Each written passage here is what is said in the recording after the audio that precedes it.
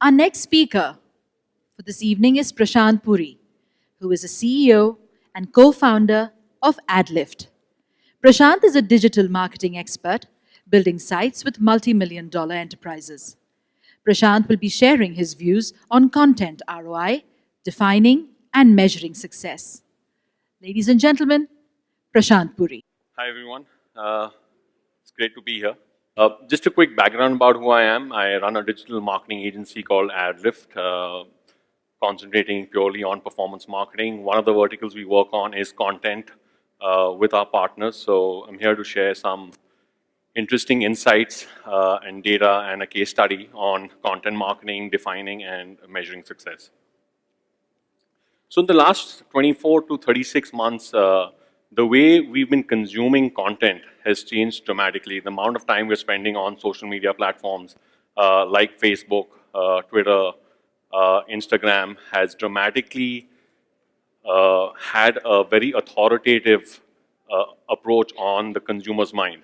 70%, so this is data from Search Engine Land and Google Insights, where 70% of consumers who consume content about a specific brand feel closer. 82% feel a lot more positive about the content.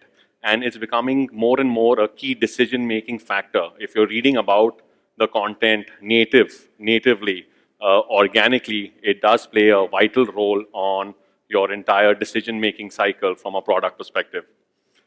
When we are working on content marketing across multiple verticals, this is a snapshot from Deloitte's recent study across the finance segment. We want to strategize our overall content marketing strategy based on the points that we want to move. So they've done this study across multiple verticals. This is for the BFSI segment that we work pretty closely with, where they basically surveyed a set of about 10K folks across tier 1, tier 2 cities and wanted to figure out and plot how much do folks know about specific products. So whether it's mutual funds, life insurance, bank accounts, credit cards, are they aware of products? Are they using it? Obviously, everyone now, most folks have a bank account, so you see that tar going all the way to 95%. But mutual funds, especially with all the onset of ads, which was mutual funds sahi hai, they really went after this 78% where people were unaware of the product and wanted to bring that tower lower. So similarly, from a content strategy, it's imperative to decide with data to figure out what metric are you moving and how are you moving it in the right direction. Having a media strategy which is based across a funnel approach. So you've got ad platforms, Google, Twitter, Facebook. Depending on whether it's lead gen, which would fit lower onto the funnel, you need to figure out where would your content marketing strategy really fit in. For us, we put that right on top. So it's basically increasing your funnel size and then nurturing the folks that you've added through your content marketing initiatives and then drive them further down the funnel.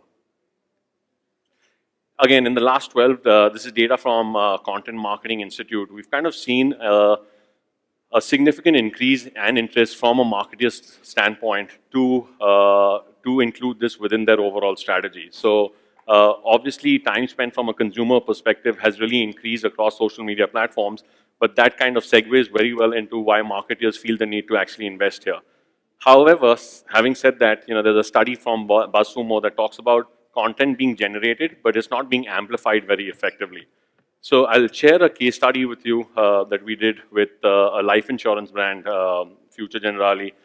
It was in two parts. We started this back during the Father's Day time, and then we took that same concept and amplified it during Raksha Bandhan.